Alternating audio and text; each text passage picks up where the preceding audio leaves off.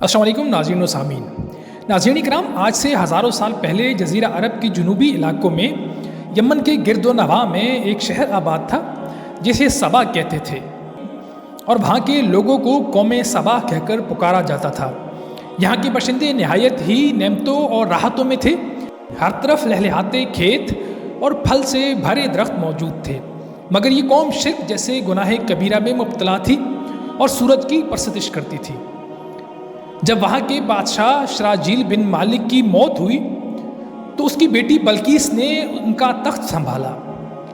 بعض مورخین نے لکھا ہے کہ بلقیس کے والدین میں سے ایک جنات میں سے تھے، مگر اس بات کی واضح کوئی دلیل نہیں ملتی۔ ملکہ بلقیس نہایت قابل عورت تھی جس نے نہایت ہی خوبصورتی سے یمن پر 9 سال حکومت کی۔ دنیا کی زیادہ تر تجارت انہی سبائیوں کے ہاتھ میں تھی۔ یہی وجہ تھی کہ یہ لوگ نہایت ہی دولت مند تھے، مگر یہ وہ زمانہ تھا جب ایک عظیم بادشاہ کی طاقتور حکومت اور اس کے جاہ و جلال کا ڈنکا بجتا تھا، جسے تاریخ میں سلیمان ابن داؤد کے نام سے جانا جاتا ہے۔ حضرت سلیمان علیہ السلام کی حکومت دنیا کی بیشتر ممالک میں تھی، جس کا دارالخلافہ یروشلم شہر تھا۔ آپ کو ہوا، جنات، چرند پرند اور ہر قسم کے جانوروں پر حکمرانی عطا کی گئی تھی۔ ایک دن کا واقعہ ہے کہ حضرت سلیمان علیہ السلام نے دربار لگایا، تمام جن و انس، جانور اور تمام چرند پرند حاضر ہوئے، مگر ان کا خاص پرندہ ہدہد غائب تھا۔ حضرت سلیمان علیہ السلام نے ہدہد کے متعلق پوچھا۔ حضرت سلیمان علیہ السلام نے پوچھا، ہدہد کہاں ہیں؟ جب ہدہد نظر نہیں آیا تو حضرت سلیمان علیہ السلام نے فرمایا، اگر وہ اپنی غیر حاضری کی کوئی مناسب وجہ پیش نہیں کر سکا تو اسے سخت سزا دی جائے گی۔ ابھی یہ گفتگو جاری ہی تھی کہ ہدہد حاضر ہو گیا۔ جب پوچھا گیا کہ تم کہاں تھے تو ہدہد نہایت احترام سے جواب دیتے ہوئے کہتا ہے، اے اللہ کے پیغمبر، میں اڑتے اڑتے ایک ایسے ملک پہنچ گیا جہاں میں نے لوگوں کو شرک میں مبتلا دیکھا۔ وہ آگ اور سورج کی پرستش کرتے تھے۔ ان کی ایک ملکہ ہے جن کو وہ لوگ ملکہ بلقیس کے نام سے پکارتے ہیں۔ وہ ایک بہت عظیم و شان تخت پر بیٹھ کر حکومت کرتی ہے اور اس کے پاس تمام شاہی سامان موجود ہیں۔ حضرت سلیمان علیہ السلام نے فرمایا، اگر تمہاری بات سچ ہے تو میرا خط اس ملکہ تک پہنچاؤ تاکہ وہ شرک سے باز آ جائے، اور خط پہنچانے کے بعد سنو اور پتہ لگاؤ کہ اس پر کیا رد عمل ظاہر کرتے ہیں، اور پھر آ کر مجھے تفصیل سے آگاہ کرنا۔ حضرت سلیمان علیہ السلام نے خط روانہ کیا، جو کچھ یوں تھا، شروع اللہ کے نام سے جو بڑا مہربان اور رحم فرمانے والا ہے۔ یہ خط سلیمان کی طرف سے بلقیس کی جانب ہے، جو ہدایت کی پیروی کرے اس کے لیے سلامتی ہے۔ میرے مقابلے میں سرکشی اختیار نہ کرو، بلکہ فرما بردار ہو کر میرے پاس چلے آؤ۔ یہ خط دراصل ملکہ سبا اور اس کی قوم کو دعوت اسلام تھی۔ ہدہد نے جا کر خط ملکہ بلقیس کے بالکل سامنے رکھ دیا۔ ملکہ بلقیس کے دربار میں اس وقت تقریباً 300 سردار موجود تھے۔ انہیں جب اس خط کے متعلق آگاہ کیا گیا تو وہ غصے میں آ گئے اور کہنے لگے کہ یہ ہماری توہین ہے، ہمیں اس کا سخت رد عمل دینا چاہیے۔ مگر ملکہ بہت سمجھدار تھی۔ انہوں نے سمجھایا کہ خط سے پتہ چل رہا ہے کہ یہ کوئی عام شخص نہیں، خدا کا کوئی پیغمبر ہے، لہٰذا ہمیں حکمت و دانائی سے کام لینا ہوگا۔ اس نے کہا، میں حضرت سلیمان علیہ السلام کی طرف ایک تحفہ بھیجوں گی، اگر انہوں نے قبول کر لیا تو وہ ایک بادشاہ ہے، میں اسے جنگ کروں گی، لیکن اگر انہوں نے تحفہ قبول نہ کیا تو میں اس کی پیروی کروں گی، کیونکہ وہ نبی ہے۔ ہدہد یہ بات سن رہا تھا۔ اس نے آ کر حضرت سلیمان علیہ السلام کو ساری گفتگو سے آگاہ کیا۔ حضرت سلیمان علیہ السلام نے جنات کو حکم دیا کہ شہر کے تمام داخلی راستوں پر سونے اور چاندی کا فرش بچھا دیا جائے، راستوں کے دونوں جانب سونے کے بنائے ہوئے جانور کھڑے کر دیے جائیں، دربار کو ہیرے جواہرات سے آراستہ کیا جائے۔ ادھر ملکہ نے حضرت سلیمان علیہ السلام کے لیے تحائف روانہ کیے، جن میں سونے جواہرات کی بنی ہوئی قیمتی اشیاء، غلام اور کنیزیں اور ملکہ کا خط شامل تھا۔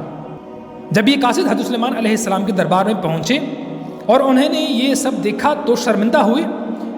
حضرت سلیمان علیہ السلام نے ملکہ کے قاصدوں سے کہا، کیا تم لوگ مال سے میری مدد کرنا چاہتے ہو؟ مگر دیکھ لو، جو کچھ مجھے اللہ نے عطا فرمایا ہے وہ اس سے کئی گنا زیادہ ہے جو تمہیں دیا گیا ہے، لہذا تمہارے تحائف تمہیں مبارک ہو۔ اب تم لوگ اپنے تحائف لے کر جاؤ اور اپنی ملکہ سے کہنا ہمارا انتظار کریں، ہم ایک زبردست لشکر لے کر آئیں گے۔ جب یہ خبر ملکہ بلقیس کو پہنچی تو وہ یہ سمجھ گئی کہ واقعی میں یہ اللہ کے بھیجے ہوئے نبی ہیں۔ لہٰذا ملکہ نے حضرت سلیمان علیہ السلام کے دربار میں حاضر ہو کر اپنی اطاعت کا یقین دلانے کا فیصلہ کیا۔ جب حضرت سلیمان علیہ السلام کو ملکہ کا یہ پیغام پہنچا تو حضرت سلیمان علیہ السلام نے اپنے درباریوں سے کہا، تم میں سے کون ہے کہ جو ملکہ کے پہنچنے سے پہلے اس کا تخت میرے دربار میں لے آئے؟ ایک دے حکل نما جن کہتا ہے کہ آپ کے دربار برخاست کرنے سے پہلے میں اس کا تخت یہاں لا سکتا ہوں، اس کام کی پوری قوت رکھتا ہوں۔ پھر دربار میں موجود ایک اور شخص جس کے پاس کتاب کا علم تھا نے کہا کہ میں تخت آپ کے پاس آپ کے پلک جھپکنے سے پہلے آپ کے پاس لا دوں گا۔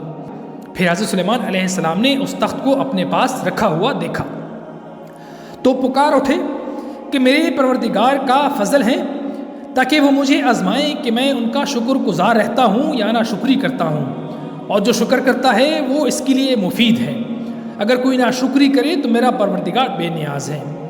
مفسرین کا کہنا ہے کہ وہ شخص حضرت سلیمان علیہ السلام کا ایک دوست تھا جس کا نام آصف بن برخیہ تھا۔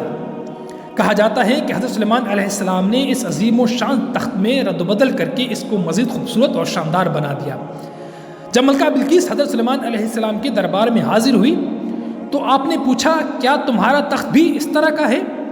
اور ہمیں پہلے ہی معلوم ہو چکا تھا اور ہم فرمانبردار ہو چکے ہیں۔ بلقیس کے آنے سے پہلے حضرت سلیمان علیہ السلام نے ایسی عمارت بنانے کا حکم دیا جس کا فرش شیشے کا ہو اور اس کی نیچے پانی اور پانی میں مچھلیاں تیرتی ہو۔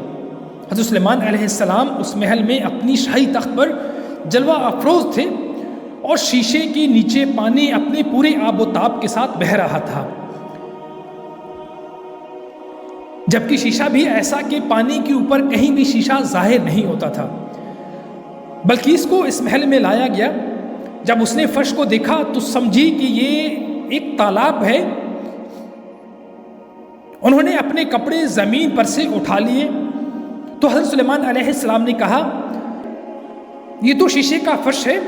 تو وہ شرمندہ ہو کر کہنے لگی، اے پروردگار، میں سورج کی پوجا کر کے اپنے آپ پر بہت ظلم کرتی رہی ہوں۔ اب میں نے حضرت سلیمان علیہ السلام کے ساتھ اللہ کی اطاعت قبول کر لی ہے۔ لہذا بلقیس پر ظاہر ہو گیا کہ جیسے وہ شیشے کے فرش کو لہریں مارنے والا گہرا تالاب سمجھ رہی تھی، اسی طرح اس کی قوم نے سورج کی چمک اور دھمک دیکھ کر اسے خدا سمجھ بیٹھے تھے۔ اسے اپنی ماضی پر بہت شرمندگی ہوئی۔